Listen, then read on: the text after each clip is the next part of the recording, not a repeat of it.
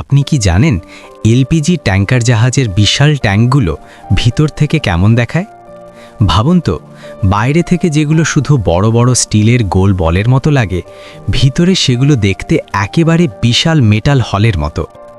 এই ট্যাঙ্কগুলোর ভেতরের পৃষ্ঠ খুবই মসৃণ এবং বিশেষভাবে তৈরি করা হয় যাতে গ্যাস নিরাপদে সংরক্ষণ করা যায়।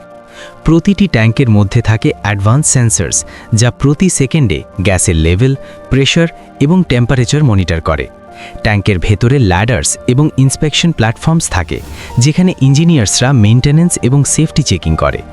যখন ট্যাঙ্ক খালি থাকে তখন এর ভেতরের জায়গা এতটাই বড় হয় যে একজন মানুষ সহজেই দাঁড়িয়ে হাঁটতে পারে। আর যখন এলপিজি দিয়ে পূর্ণ থাকে তখন সেই বিশাল স্পেস পুরোপুরি গ্যাসে ভরে যায়, যা অত্যন্ত নিরাপদভাবে সংরক্ষণ করা হয়।